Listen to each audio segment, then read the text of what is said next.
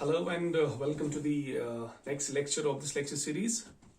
So I hope everyone is fine and I wish you all good health and well-being. तो आज के lecture में हम understand करने की कोशिश करेंगे कि एटॉमिक मास क्या होता है, रिलेटिव एटॉमिक मास का मतलब क्या है और हम एटम्स का मास जो है वो कैसे कैलकुलेट करते हैं और अकॉर्डिंगली ये देखेंगे कि हम मॉलिक्यूल्स का या फॉर एग्जांपल आयनिक कंपाउंड्स का उनका मास जो है वो कैसे हम कैलकुलेट करते हैं. So what do we mean by atomic mass, इसके यूनिट्स क्या है, एटॉमिक मास को कैसे कैलकुलेट किया जाता है और किन यूनिट्स में कैलकुलेट किया जाता है, वो आज के लेक्चर में हम अंडरस्टैंड करने की कोशिश करेंगे. ठीक है. So let us start with atom कि एटम जो है ये किन पार्टिकल्स का बना है और एटॉमिक मास जो है वो कैसे होता है और किन पार्टिकल्स की वजह से एक एटम में मास होता है. ठीक है. So first of all will see here what is atom composed of. ठीक है. एटम खुद किसका बना है. अब हमें पता है कि हमारे पास तीन फंडामेंटल पार्टिकल्स है एटम में. एक को हम कहते हैं प्रोटॉन, एक को कहते हैं न्यूट्रॉन, एक को कहते हैं electron. So we have three fundamental particles, protons, we have neutrons and we have electrons. So these are the three fundamental particles that are present in an atom. Okay, so proton क्या है. Proton एक positively charged particle है. Proton is a positively charged particle. ठीक है. और इसका charge जो है, चार्ज इसका बराबर होता है 1.6 इंटू 10⁻⁻19 कूलम और इसे हम कहते हैं 1 unit positive charge. 1 unit positive charge. अब हम न्यूट्रॉन की बात करेंगे तो न्यूट्रॉन क्या है. न्यूट्रॉन भी एक फंडामेंटल पार्टिकल है एटम का, लेकिन ये न्यूट्रल होता है. न पॉजिटिव चार्ज है इस पे, न नेगेटिव चार्ज है. ठीक. देन इलेक्ट्रॉन की बात करेंगे तो इलेक्ट्रॉन क्या है, ये नेगेटिवली चार्ज्ड पार्टिकल है. It's a negatively charged particle. ठीक है. नेगेटिवली चार्ज्ड पार्टिकल और इस पे भी चार्ज कितना है, इट्स 1.6 इंटू 10⁻⁻19 कूलम और ये है 1 unit negative charge. 1 unit negative charge. So when we say matter is composed of atoms और हमने atoms को define किया कि these are the smallest particles of matter which may or may not have independent existence. अब ये atom जो है ये खुद तीन इन particles का बना है. ठीक है. हम कहते हैं कि there are more or less 35 elementary particles present in an atom. ठीक है. लेकिन उनमें से हमारे पास तीन अहम पार्टिकल जो है, तीन इंपॉर्टेंट पार्टिकल जो है, जिनकी बेसिस पे, जिनकी बिना पे हम ऑलमोस्ट सारी प्रॉपर्टीज जो एक एटम की है उनको डिफाइन कर पाते हैं. ठीक है. So these are the important fundamental elementary particles of atom जिसकी बेसिस पे एटम की मैक्सिमम प्रॉपर्टीज को एक्सप्लेन किया जाता है. ठीक है. नाउ एक क्वेश्चन आपके माइंड में रेज हो सकता है कि हम प्रोटॉन, इलेक्ट्रॉन और न्यूट्रॉन को फंडामेंटल पार्टिकल मैटर का क्यों नहीं मानते हैं, या हम ये क्यों नहीं कहते हैं कि matter is made up of protons, neutrons and electrons.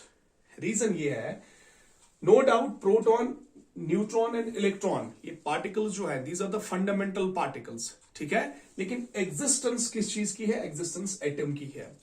Proton अकेले में एग्जिस्ट नहीं करता है, न्यूट्रॉन अकेले में एग्जिस्ट नहीं करता है, इलेक्ट्रॉन अकेले में एग्जिस्ट नहीं करता है. They are not stable in their isolated form. और एटम का वजूद है. Atom as such is an entity जो केमिकल रिएक्शंस में हिस्सा लेता है, ठीक है. अब अगर हम ये कहेंगे कि इलेक्ट्रॉन भी है, प्रोटॉन भी है, न्यूट्रॉन भी है, लेकिन हम एटम को कंसिडर क्यों करते हैं smallest particle of matter. Reason ये है, it is the atom which is taking part in the chemical reactions. It is because of the atom that we have transformations in case of matter. It is because of atom that the properties that are being manifested by matter, it is because of this atom. ठीक है. इन तीन particles का वजूद तब है जब ये एक साथ एटम में मौजूद है. अलग अलग इनकी एज सच आप ऐसे समझें कि अलग अलग इनकी कोई मीनिंग नहीं है. ठीक है। नाउ ये तीन फंडामेंटल पार्टिकल्स, हमें पता है कि ये तीन फंडामेंटल पार्टिकल्स जो एक एटम के हैं ये कहां पे होते हैं, ठीक है। इनमें से प्रोटॉन और न्यूट्रॉन जो है, प्रोटॉन एंड न्यूट्रॉन, प्रोटॉन्स और न्यूट्रॉन्स कहां पे होते हैं, ये होते हैं न्यूक्लियस में। तो इनको एक और नाम देते हैं हम, क्या कहते हैं इनको हम, न्यूक्लियॉन्स, ठीक है। और रही बात इलेक्ट्रॉन्स की, तो रही बात इलेक्ट्रॉन्स की, इलेक्ट्रॉन्स जो है ये कहां पे होते हैं, एक्स्ट्रा न्यूक्लियर पार्ट में, यानी न्यूक्लियस के बाहर क्या करते रहते हैं, revolve around the nucleus, revolve around the nucleus, ठीक है। नाउ अब हमें यह देखना है कि एटम का मास जो है वो किस वजह से है, और एटम का मास उसका मतलब क्या है जब हम कहते हैं कि एटॉमिक मास, ठीक है, और उसके डिफरेंट यूनिट्स क्या होते हैं, कैसे कैलकुलेट किया जाता है, अब हम वो अंडरस्टैंड करने की कोशिश करेंगे, ठीक है। नाउ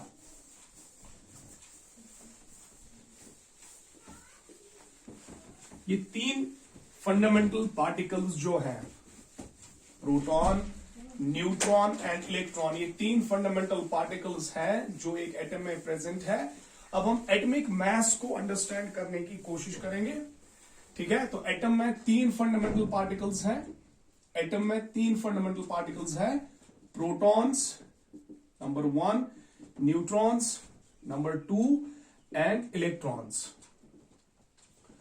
जब हम एटॉमिक मास की बात करेंगे, एटॉमिक मास की सिंपल टर्म्स में हम एटॉमिक मास किसे कहेंगे, सिंपल टर्म्स में एटॉमिक मास,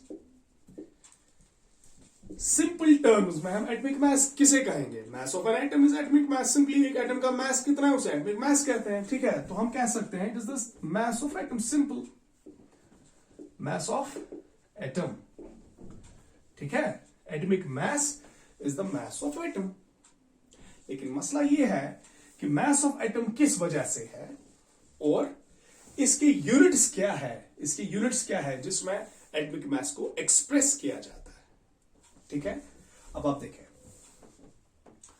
प्रोटॉन और न्यूट्रॉन जो है, प्रोटॉन और न्यूट्रॉन जो है, प्रोटॉन्स एंड न्यूट्रॉन्स, इनका मास इलेक्ट्रॉन से बहुत ज्यादा होता है, इलेक्ट्रॉन से बहुत ज्यादा होता है। And if you remember Rutherford's alpha scattering experiment, Rutherford ने कहा था कि mass of an atom is concentrated in the nucleus, concentrated in the nucleus, in the nucleus। तो न्यूक्लियस में क्या है, प्रोटॉन्स और न्यूट्रॉन्स, ठीक है। अब इलेक्ट्रॉन का मास जो है वो इतना कम है कि इसको कंसिडर ही नहीं किया जाता है, नॉट कंसिडर्ड, नेग्लिजिबल है, नॉट कंसिडर्ड, नेग्लिजिबल है। तो अब मास एटम का किस वजह से है, अब अगर हम कहेंगे कि mass of an atom, mass of an atom ये किसके बराबर है, mass of protons, mass of protons plus mass of neutrons, ठीक है। Is that clear? Mass of an atom is mass of protons plus mass of neutrons, because mass of electron is so much small that it is not considered as such। इसको negligible माना जाता है, माना क्या जाता है, ये negligible है, इसलिए इसको कंसिडर नहीं करते हैं, ठीक है। तो एक एटम का मास जो है वो किसके बराबर है, mass of protons plus mass of neutrons। तो यहां तक तो एक प्रॉब्लम हमारी सॉल्व हो गई कि एटॉमिक मास किसके बराबर है, mass of protons plus mass of neutrons। मान लो एक एटम में मान लो 10 प्रोटॉन्स है, ठीक है, 10 प्रोटॉन्स है और 5 से, जैसे क्रूड एग्जाम्पल, ये ऐसा कोई सिचुएशन ऐसी हमारे पास नहीं है, सिर्फ फॉर एग्जाम्पल मैं कह रहा हूं 5 प्रोटॉन्स है, या चलो 10 न्यूट्रॉन्स भी है, 10 न्यूट्रॉन्स भी है, ठीक है। अब मास किसके बराबर होगा, mass of 1 proton, mass of 1 proton, और मल्टीप्लाई कैसे करेंगे, 10 से, plus mass of 1 neutron. Multiply किसे करेंगे? 10 से। तो 10 प्रोटॉन्स का मास और 10 न्यूट्रॉन्स का मास इस एटम का एटॉमिक मास होगा, ठीक है। लेकिन उसके लिए इंपॉर्टेंट ये है कि हमें एक प्रोटॉन का मास पता होना चाहिए या एक न्यूट्रॉन का मास पता होना चाहिए, ठीक है। सो atomic mass of an atom is simply the mass of an atom. Now the mass of atom is equal to mass of its protons plus mass of its neutrons, right? So mass of an atom, it is equal to, it's equal to mass of its protons जितने भी हैं उन सबका mass plus mass of neutrons जितने भी है। ये है mass of an atom। Number नहीं, it's not number of protons plus number of neutrons, no, that's called mass number, that's not called atomic mass। अगर number of protons और number of neutrons आप calculate कर रहे हैं, उनका सम क्या है, उसे हम कहते हैं mass number। वो एक अलग टर्म है, ठीक है, उसे हम कहते हैं mass number। mass number, mass number क्या है? mass of protons plus mass of neutrons। हम atomic mass की बात करें तो इसमें क्या टर्म है? mass of protons, mass of neutrons, mass, ठीक है। so it is mass of protons plus mass of neutrons that is equal to mass of an atom। अब क्वेश्चन ये है कि what is the mass of proton, और question ये है what is the mass of neutron, ठीक है। अगर प्रोटॉन का मास पता चले और न्यूट्रॉन का मास पता चले तो हमारी ओवरऑल प्रॉब्लम जो है वो सॉल्व हो जाएगी, राइट। नाउ एक प्रोटॉन का मास कैलकुलेट करना और एक न्यूट्रॉन का मास कैलकुलेट करना, it is impossible and it has remained impossible for century almost. जब पहले पहले एटॉमिक मैसेज की बात आई थी तो उस वक्त हमारे पास कोई टेक्निक नहीं थी कि हम एटम्स को काउंट कर सके या एटम्स को हम वेह कर सके, इंडिविजुअल एटम्स को। क्यों? क्योंकि डायमेंशन और मास एटम का इतना छोटा है that is just beyond our comprehension, ठीक है। अगर एक ड्रॉप वाटर आप लेते हैं, उसमें 1 drop of water contains 10⁻21 water molecules, right. 1 drop of water contains 10⁻21 water molecules. तो इससे आप अंदाजा लगा सकते हैं कि एक वाटर मॉलिक्यूल का साइज कितना है और एक वाटर मॉलिक्यूल का मास कितना है। इतना ही नहीं, एक वाटर मॉलिक्यूल बना है 2 हाइड्रोजन्स का और एक ऑक्सीजन एटम का, 2 हाइड्रोजन एटम्स का, एक ऑक्सीजन एटम का।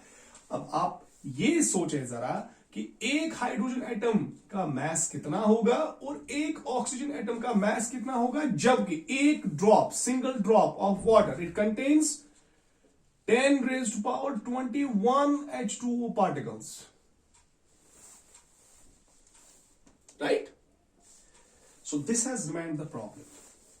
इतने छोटे पार्टिकल का मास, इतने छोटे पार्टिकल को देखना इम्पॉसिबल, इतने सिंगल पार्टिकल का मास कैलकुलेट करना क्वाइट इम्पॉसिबल। उस जमाने में, it's almost of 19th century, उस जमाने में कोई टेक्निक ऐसी नहीं थी कि एटम्स के मास को एक्चुअल में कैलकुलेट किया जाए, ठीक है।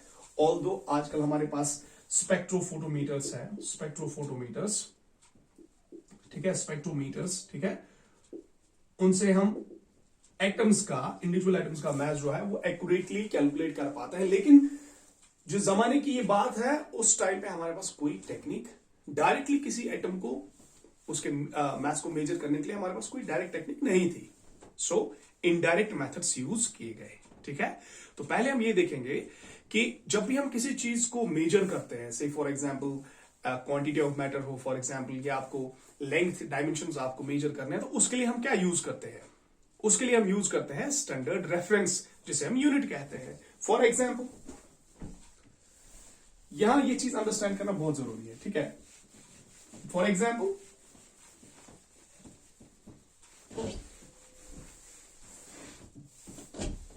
अगर हमें राइस को वेह करना है, कि कितना राइस है एक सैक में, एक बोरी में चावल है और उसको वेट करना है। या फॉर एग्जाम्पल पोटैटोज है, या फॉर एग्जाम्पल ओनियन है, इसको वेट करना है। हम मार्केट जाते हैं, ठीक है, मर्चेंट से फॉर एग्जाम्पल शॉपकीपर से हम ये चीजें लेते हैं, तो वो क्या देता है हमें, rice for example 50 kg, potatoes लेंगे फॉर एग्जाम्पल 5 kg, ओनियन लेंगे, प्याज लेंगे आप फॉर एग्जाम्पल 2 kg। आप मिल्क लेने बाजार जाते हैं से फॉर एग्जाम्पल, तो दैट विल मीन लीटर, चलो 2 लीटर। हम एग्स लेते हैं मार्केट से फॉर एग्जाम्पल हम डजन्स में लेते हैं, चलो 1 दर्जन अंडे हमने लाने हैं, ठीक। तो ये क्या है, what are these, K G, litre, dozen, है क्या ये, these are units of measurement, units of measurement, ठीक है। और ये यूनिट्स ऑफ मेजरमेंट क्या है, ये स्टैंडर्ड यूनिट्स है, these are standard units of measurement, standard units of measurement, K G, litre, metre, for example कपड़ा लाना है मार्केट से तो मीटर्स में लेते हैं। इनको एक्सेप्ट किया गया है इंटरनेशनल लेवल पे, और आज हमारे पास यूनिट्स के डेफिनेशंस है, units are well defined today. अब एक हम एग्जाम्पल यहां पे लेंगे, एक सिचुएशन एक क्रिएट करेंगे जिसमें ये अंडरस्टैंड हमें होगा कि यूनिट का मतलब क्या होता है और इस रेफरेंस स्टैंडर्ड का मतलब क्या होता है, चाहे उस यूनिट का एब्सोल्यूट वैल्यू हमें पता है या नहीं, इवन देन यूनिट को यूज किया जाता है। साइंस में बहुत सारी ऐसी क्वांटिटीज है जिनको हम रिलेटिवली डिफाइन करते हैं, जिनका एक्चुअल वैल्यू तो हमें पता नहीं, जैसे हम कहते हैं electrode potential, nobody knows the actual value of electrode potential in any electrode, लेकिन हम रेफरेंस स्टैंडर्ड से अब अपने काम चलाने के लिए, दुनिया में उनको यूज करने के लिए हम अपने तरीके से एक रेफरेंस स्टैंडर्ड को डेवलप करते हैं, राइट। नाउ सी,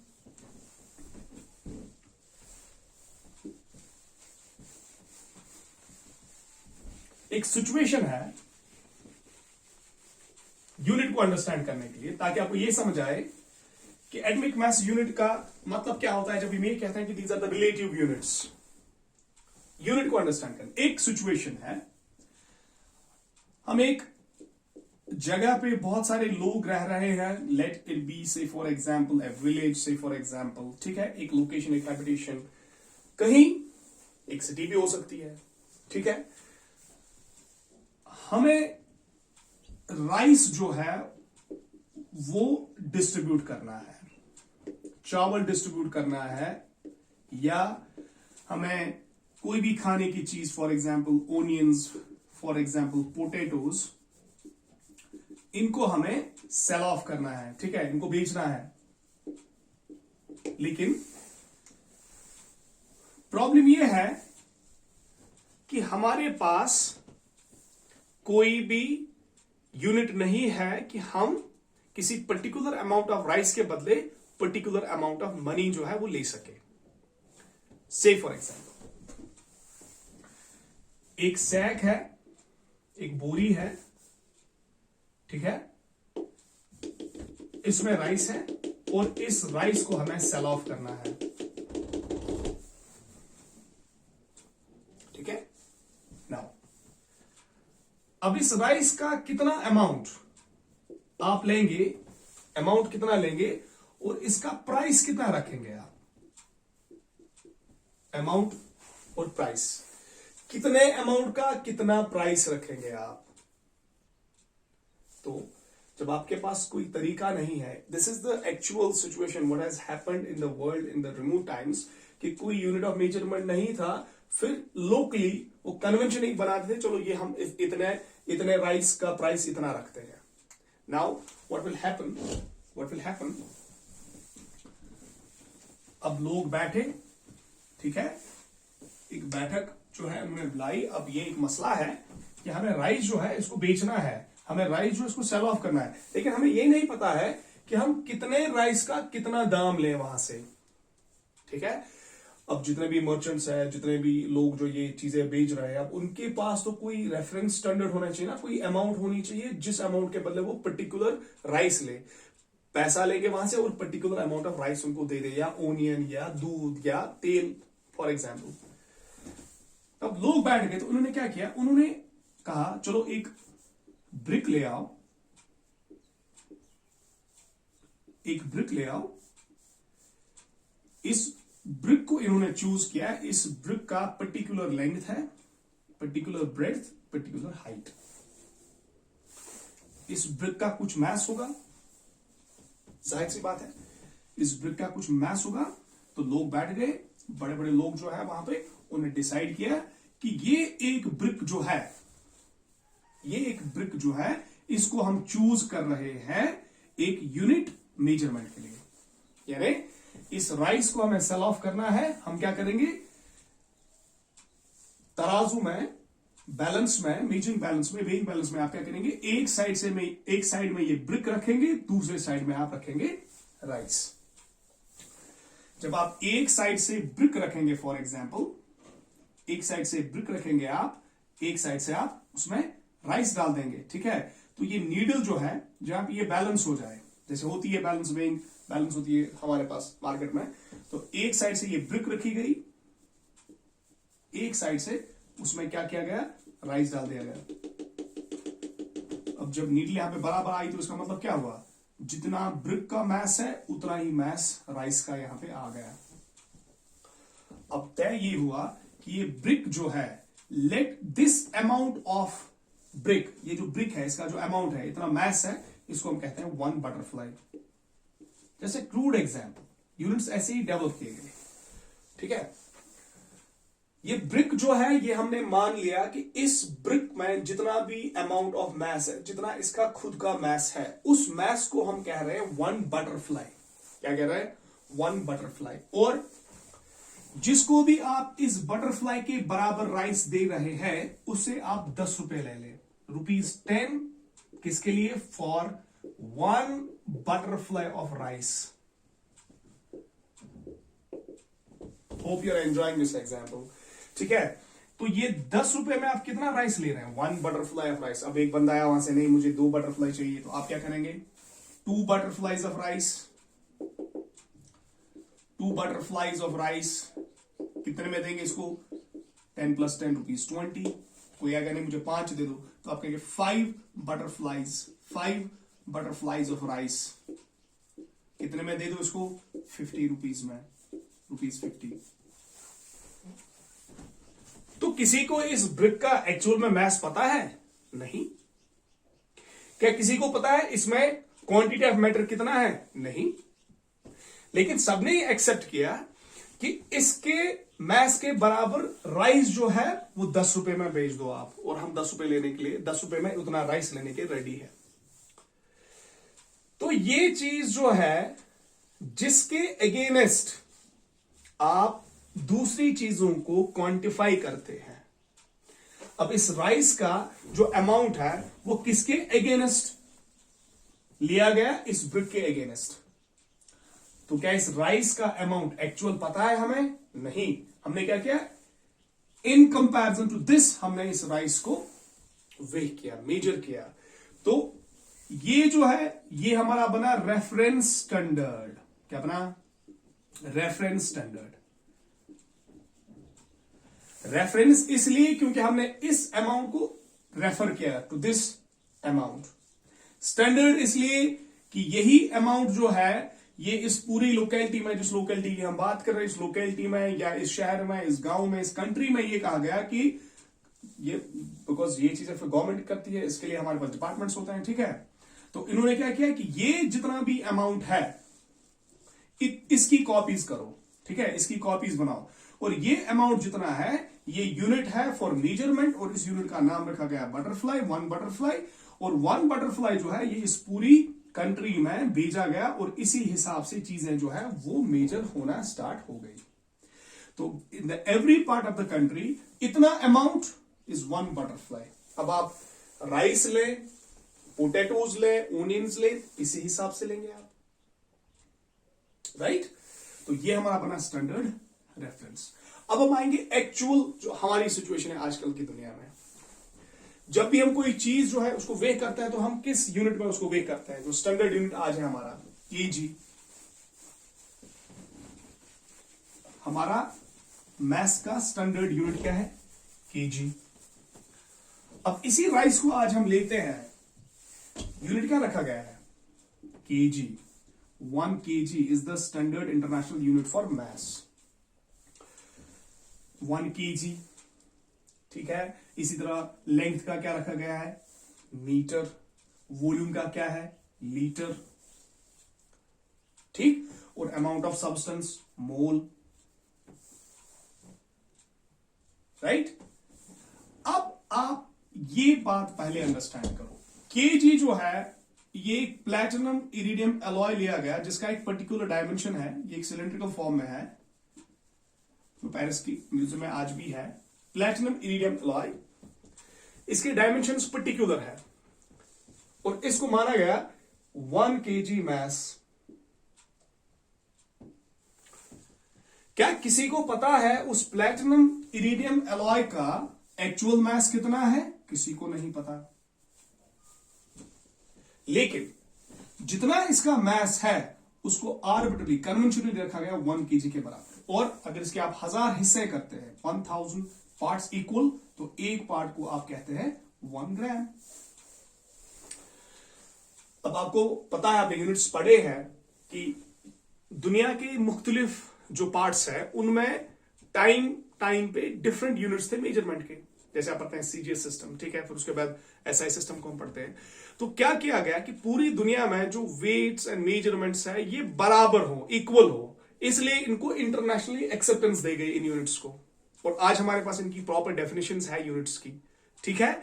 तो मैं ये कह रहा हूं, without knowing the actual amount of the substance, this amount of substance has been put equal to 1 kg and all other substances are being weighed against this amount of substance, जिसको क्या कहा गया, 1 kg। तो ये हमारे लिए क्या है, रेफरेंस स्टैंडर्ड।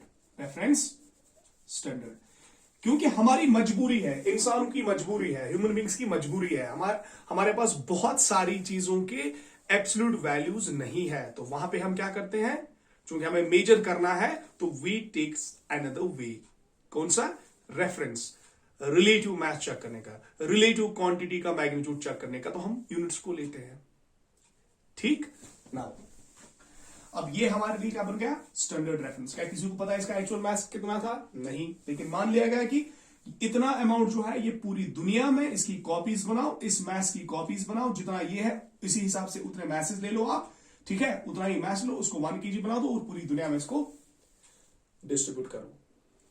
एक कॉमन ऑब्जर्वेशन हम करते हैं, कभी हम शॉपकीपर के पास जाते हैं, उसको कहते हैं चलो 5 kg हमें दे दो, से फॉर एग्जाम्पल शुगर, और उसके पास पैमाना जो है वो सिर्फ 1 kg है, देना कितना है उसको, 5 kg। अब वो क्या करता है, अपनी शॉप में से वो कोई ऐसा पैकेट निकालता है जिसका मैस हो 1 kg, चाहे वहां पे नमक हो फॉर एग्जांपल, चाय हो, टी हो फॉर एग्जांपल, कोई चीज जिसका वजन हो 1 kg, जिसकी पैकिंग 1 kg हो, वो क्या करेगा, 1 kg तो ऑलरेडी इसके पास है, 4 यही पैकेट्स लाएगा, 4 यही पैकेट्स लाएगा और एक पलड़े में रखेगा इन सबको। तो इस साइड में क्या आया, 5 kg। इसी के अगेंस्ट अब हमें शुगर देगा। तो हमने क्या किया, जितना अमाउंट लेना है वो एक साइड में रखा और फिर अमाउंट जो चीज हमें लेनी है उसी वेट के अगेंस्ट वो चीज हमने ले ली। तो in comparison to this, now this sugar is 5 kg sugar. Same was the problem with mass of atom. हमें प्रोटॉन का मास पता नहीं, न्यूट्रॉन का मास पता नहीं, इसलिए एटॉमिक मास का पता नहीं। तो सबसे पहले क्या किया गया, एक स्टैंडर्ड तलाश करने की कोशिश की गई, एक स्टैंडर्ड को चूज करने की कोशिश की गई। हम डायरेक्टली एटम इतना छोटा है, इसका मास इतना कम है, हम उसको डायरेक्टली वे नहीं कर सकते, हम उसको डायरेक्टली जो है काउंट नहीं कर सकते। तो एक इनडायरेक्ट मेथड यूज किया गया कि हमारे पास कोई ऐसा तरीका हो, अब हमें किसी को देना है कॉपर, किसी को सिल्वर देना है, किसी को हाइड्रोजन लेना है, नियॉन लेना है, आर्गन, कोई भी एलिमेंट लेना है या कोई भी कंपाउंड लेना, हम उसको कैसे कहें कि ये कितना है, ठीक है। तो उसके लिए क्या चाहिए, एक स्टैंडर्ड। अब हम केजी की बात करेंगे फॉर एग्जांपल। अब केजी जो ये बहुत बड़ा यूनिट है, केजी एटॉमिक पार्टिकल्स के बहुत बड़ा यूनिट है।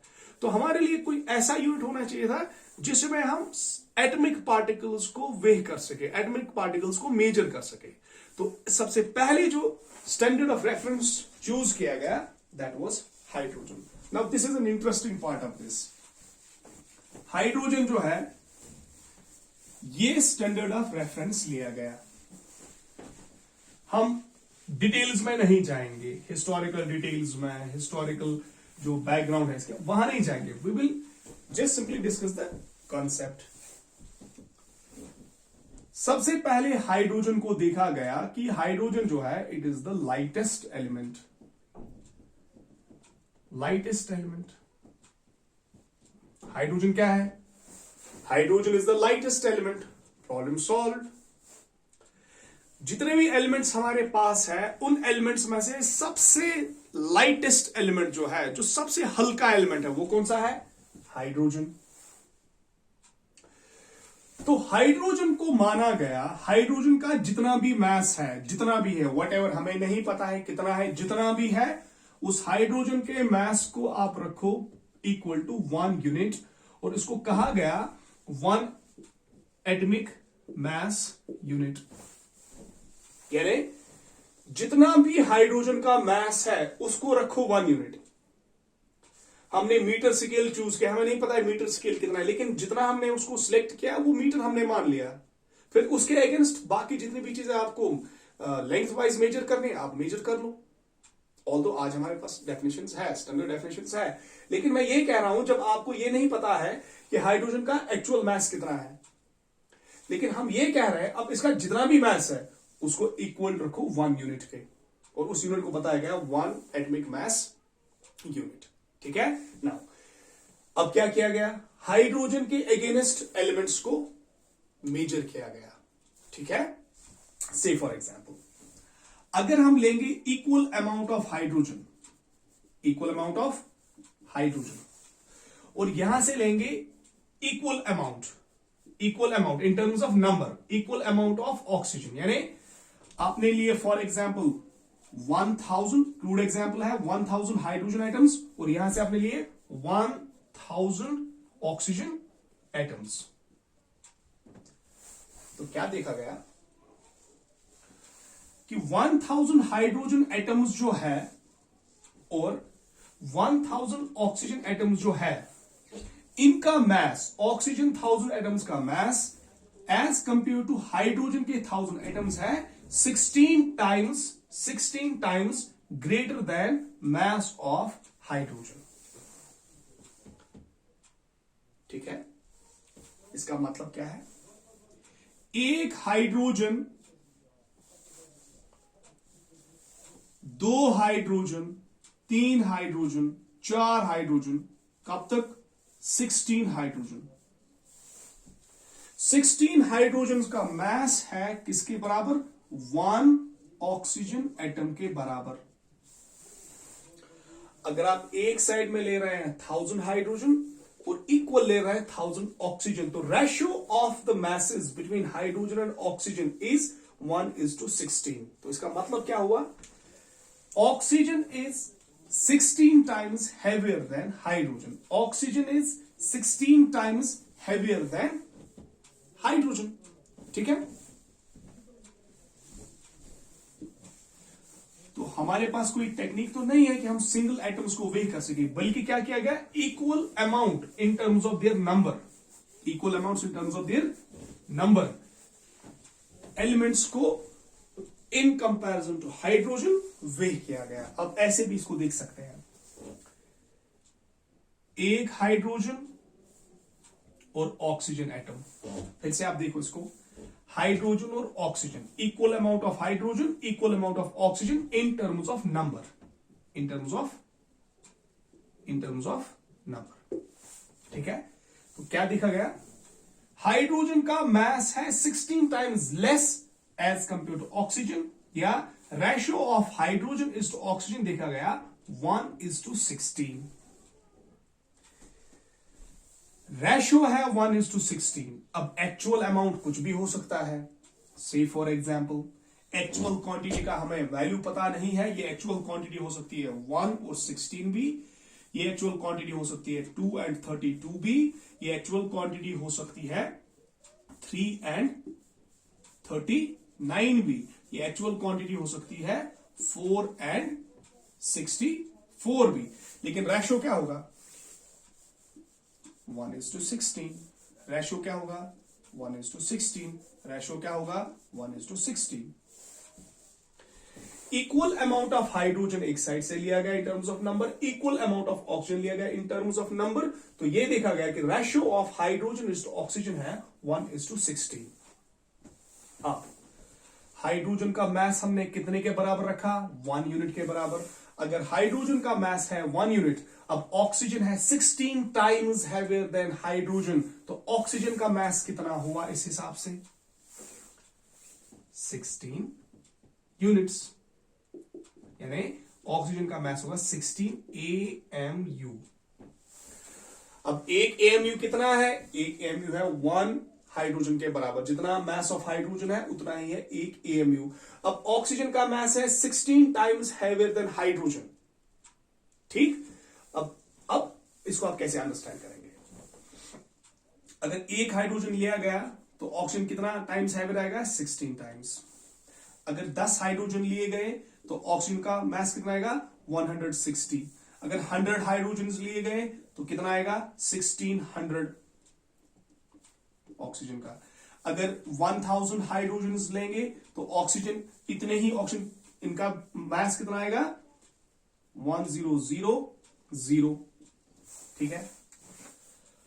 अब आप देखो रेशो क्या है 1:16, रेशो क्या है 1:16, रेशो क्या है 1:16, रेशो क्या है 1:16। डजंट मैटर कि हाइड्रोजन का एक्चुअल मास कितना है, डजंट मैटर ऑक्सीजन का एक्चुअल मास कितना है, हमें नहीं पता है, लेकिन इतना जरूर पता है कि ऑक्सीजन जो है वो हाइड्रोजन से 16 टाइम्स हैवियर है, 16 टाइम्स हैवियर ऑक्सीजन है हाइड्रोजन से। तो इसका मतलब ये हुआ कि ऑक्सीजन का मास 16 गुना ज्यादा है किससे, हाइड्रोजन से। अब हमने आर्बिट्रली सेट किया कि हाइड्रोजन का जितना मास है वो 1 यूनिट के बराबर है, तो इस हिसाब से ऑक्सीजन का कितना आएगा 16। फिर हीलियम को देखा गया फॉर एग्जांपल, वो देखा गया 4 times heavier than hydrogen, 4 times hydrogen, तो क्या करेंगे हम 4 यूनिट्स, ठीक है। इसी तरह से सोडियम को देखा गया it is 23 times heavier than hydrogen, तो यूनिट 23 यूनिट्स। मैग्नीशियम को देखा गया it is say for example 24 times heavier than hydrogen, तो इसका मास कितना होगा 24 यूनिट्स। लेकिन due to some problems hydrogen को एज स्टैंडर्ड जो है हटा दिया गया, उसके बाद ऑक्सीजन को चूज किया गया एज स्टैंडर्ड। अब ऑक्सीजन स्टैंडर्ड बना, बाकी एलिमेंट्स का मास जो है वो इसके अगेंस्ट चेक किया गया, ठीक है, वो भी हटा दिया गया। हम उन डिटेल्स में नहीं जाएंगे ऐसा क्यों है। फिर लास्ट में जो स्टैंडर्ड चूज किया गया, जो आज हमारा स्टैंडर्ड है, reference standard for weighing atomic masses, that is carbon 12 isotope. तो ये हम देखेंगे कार्बन 12 आइसोटोप।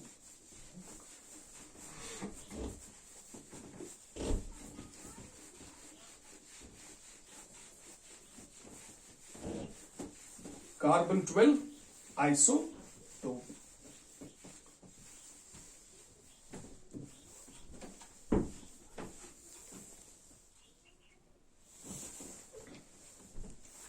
ओके, सो अब जो रेफरेंस स्टैंडर्ड हमारे पास है दैट इज कार्बन 12 आइसोटोप। हमें पता है कार्बन के 3 आइसोटोप्स है, क्या क्या, कार्बन 13 है, कार्बन 14 है और कार्बन 12 है, ठीक है। हम डिटेल्स में नहीं जाएंगे कार्बन 13 14 को क्यों चूज किया नहीं, क्यों चूज नहीं किया गया, कार्बन 12 को क्यों चूज किया गया, वो हम नहीं जाएंगे, उसका मतलब वाइज इट लाइक दैट। हम सीधे अंडरस्टैंड करेंगे कार्बन 12 आइसोटोप एज स्टैंडर्ड और इसका मास कितना है, फिर बाकी एटम्स का मास जो है वो इसकी रिलेशन में कैसे मेजर किया जाता है, ठीक है। सो कार्बन 12 आइसोटोप जो है इसका मास जो है that is equal to 12 atomic mass units. ऐसे अगर आप हाइड्रोजन और कार्बन को वेह करोगे equal amounts in terms of their number, यानी इक्वल नंबर ऑफ हाइड्रोजन लेंगे यहां से, इक्वल नंबर ऑफ कार्बन लेंगे यहां से, ठीक है। तो उनका मास जो है उसका रेशो क्या है 1:12। अगर 10 हाइड्रोजन को लेंगे तो वो क्या होगा 10:120। अगर हाइड्रोजन 100 लेंगे तो क्या होगा 100:1200। अगर 1000 हाइड्रोजन लेंगे तो कार्बन के इतने ही पार्टिकल्स का मास कितना है 12000। एक हाइड्रोजन आइटम का मास है 12 टाइम्स लेस देन कार्बन, तो कार्बन का मास कितना है, कार्बन का 12 है, हाइड्रोजन का 1। इसका मतलब ये हुआ कि हाइड्रोजन 12 जो है वो एक कार्बन के बराबर है। या रेशोज अगर आप देखेंगे तो ratio of hydrogen is to oxygen is 1:12। अगर एक हाइड्रोजन लेंगे यहां से लेंगे कार्बन, तो कार्बन का मास आएगा 12 times than mass of hydrogen. अगर 10 हाइड्रोजन लेंगे 120, अगर 100 लेंगे 1200, अगर 1000 हाइड्रोजन लेंगे तो मास आएगा 12000। ठीक है, तो इसका मतलब क्या हुआ, इसका मतलब ये हुआ एक कार्बन एटम जो है वो 12 हाइड्रोजन के बराबर है। यानी जब 12 हाइड्रोजन आएंगे तभी उनका मास एक कार्बन एटम के बराबर होगा। 1 carbon atom is equal to 12 hydrogen atoms. तो हम ये कहते हैं कि कार्बन 12 का जो मास है that is exactly equal to 12 atomic mass units. Now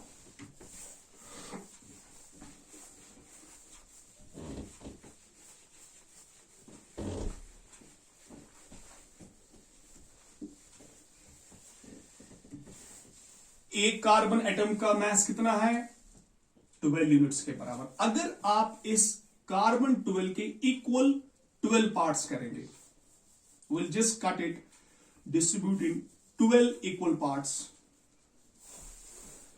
तो हर पार्ट का मास कितने के बराबर होगा 1 unit 1 unit 1 unit 1 unit 1 unit 1 unit 1 1 1 1 unit 1 unit 1 unit. So this is equal to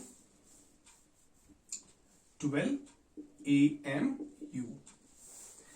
carbon 12 का एक एटम 1 एटम ऑफ कार्बन 12 कितने के बराबर है 12 एटॉमिक मास यूनिट्स।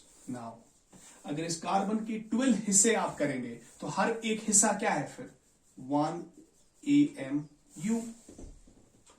तो हम ये नहीं कह सकते हैं 1/12 यानी कार्बन का 12वां हिस्सा, एक कार्बन का 12वां हिस्सा 1/12, इनमें से कोई भी एक 12 1/12 ऑफ कार्बन 12 वो किसके बराबर है 12/12। That means dividing both sides by 12, ये बनेगा 1/12 ऑफ कार्बन 12 यानी कार्बन का 12वां हिस्सा, वो बनेगा 12/12 AMU। वो किसके बराबर होगा कार्बन 12 का 1/12। ठीक है, तो वो होगा 1/12 of carbon 12 is equal to 1 AMU।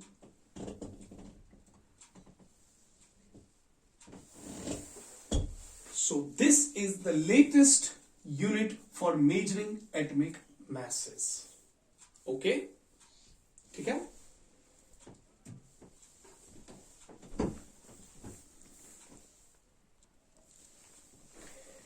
Now, अब हम ये कहते हैं कि 1/12 ऑफ कार्बन 12 जो है it is equal to 1 atomic mass unit. Now, what you have to remember is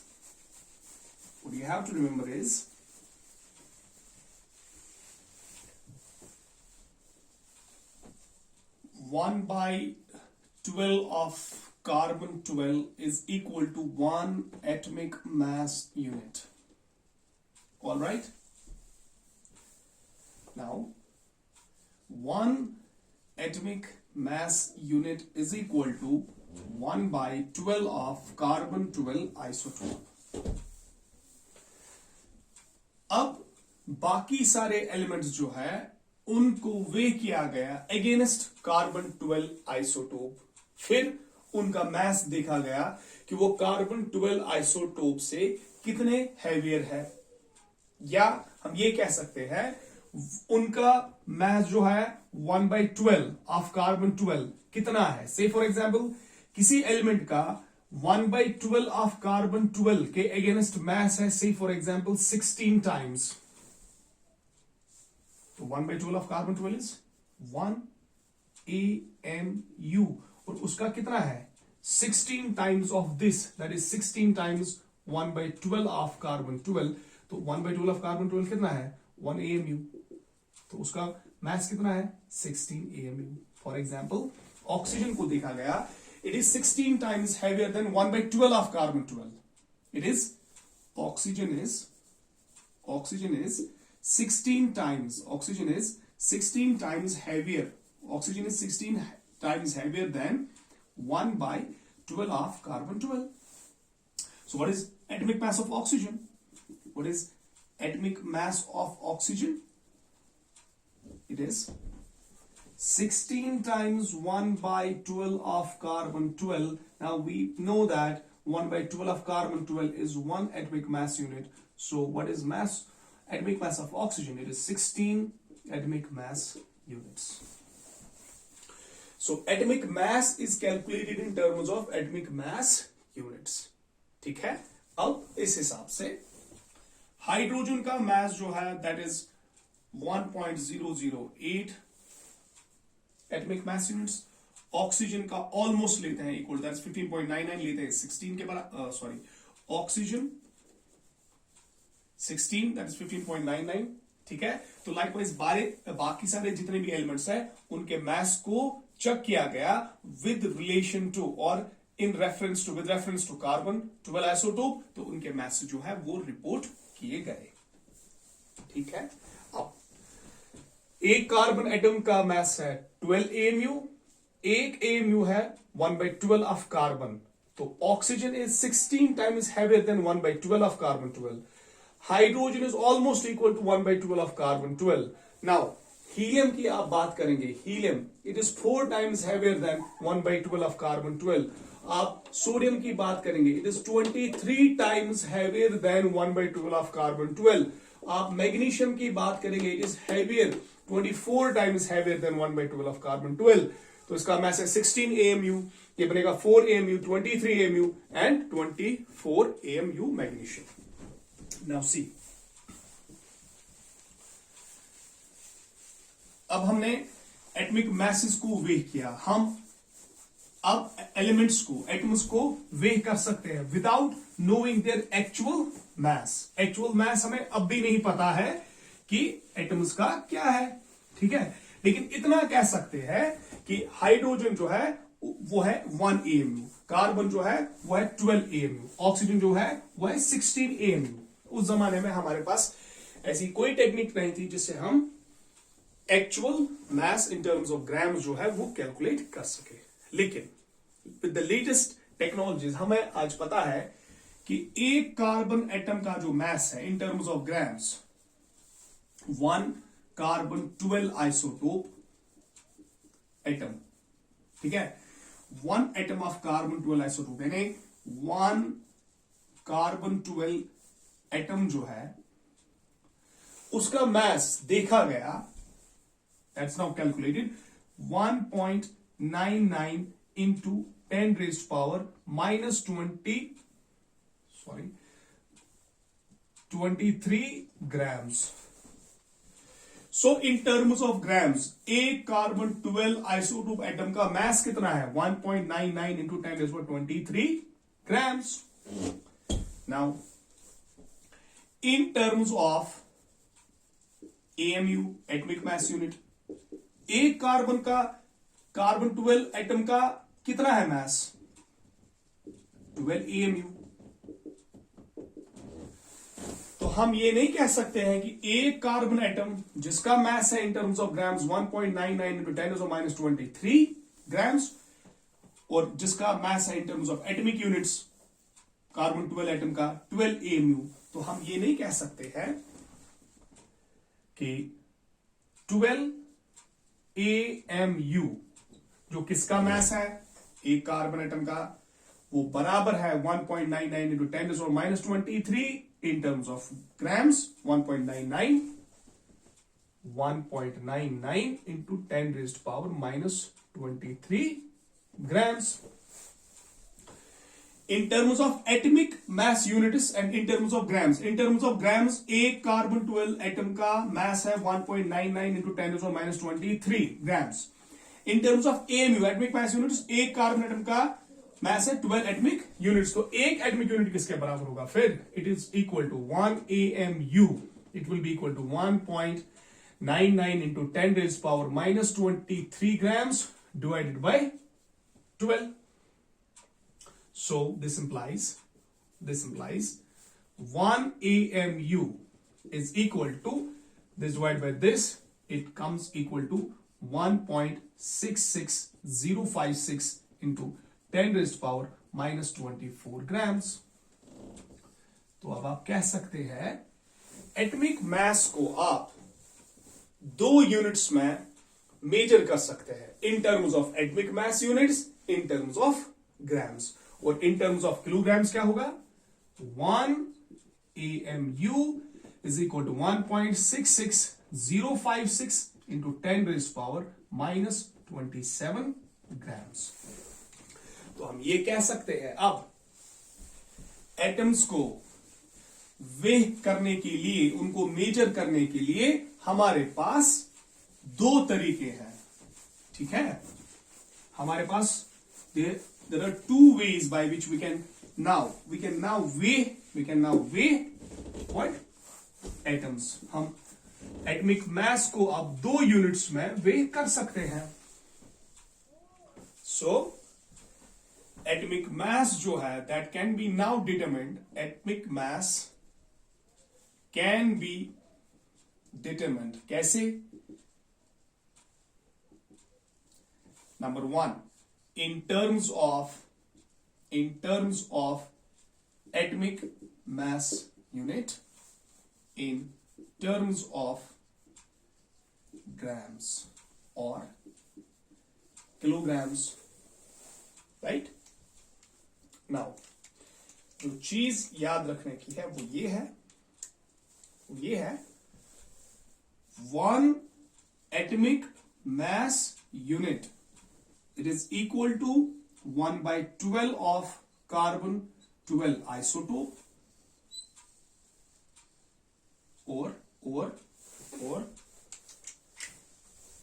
1 AMU is equal to 1.66056 into 10 raised power minus 24 grams, or in terms of kg,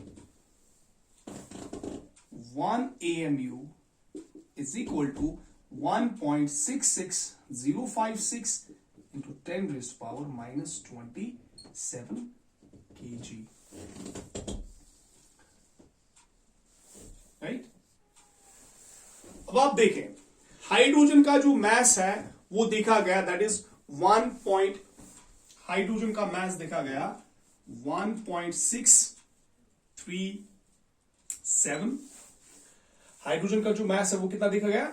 1.637, okay, into 10 raised power minus 24 grams.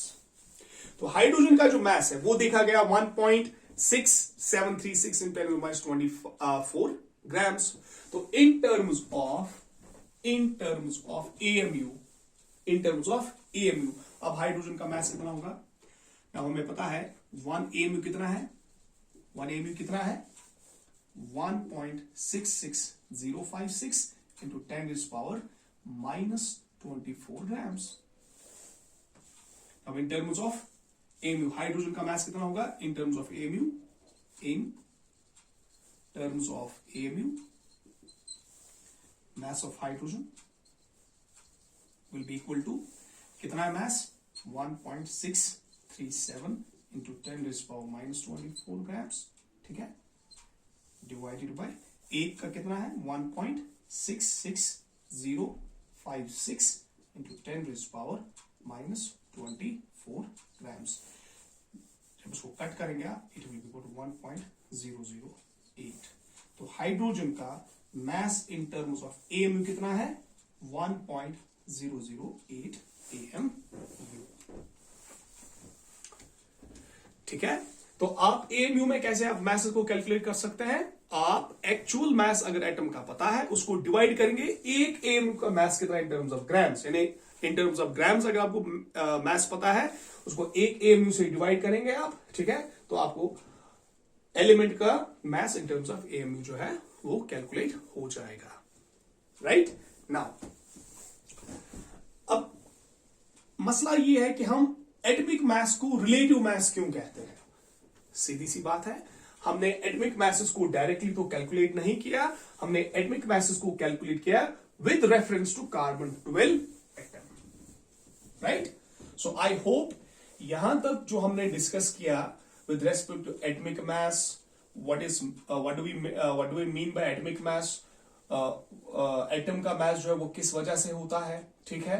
अब यहां तक हमने फिलहाल understand किया एक atomic mass unit कितना है, ठीक है, और एटॉमिक मास को हम कैलकुलेट कर सकते हैं in terms of AMU, in terms of grams. तो एक AMU in terms of grams कितना है वो हमने यहां कैलकुलेट किया। Now we have different definitions of atomic mass, right. तो डिफरेंट डेफिनेशंस क्या है एटॉमिक मास के, और एलिमेंट्स का एटॉमिक मास क्या है, राइट। एक प्रोटॉन का, एक न्यूट्रॉन का मास, राइट, वो हम सब्सिक्वेंट लेक्चर्स में डिस्कस करेंगे। लेकिन यहां सिंपल सी बात यह है कि हाइड्रोजन जो है इसका मास कितना है, हाइड्रोजन का मास कितना है इन terms of grams, 1.637 into 10⁻⁻24 grams. Hydrogen के केस में न्यूट्रॉन नहीं है, hydrogen only consists of A proton, तो ये मास किसका है फिर 1.637 into 10⁻⁻24 ग्राम्स, ये है mass of प्रोटॉन।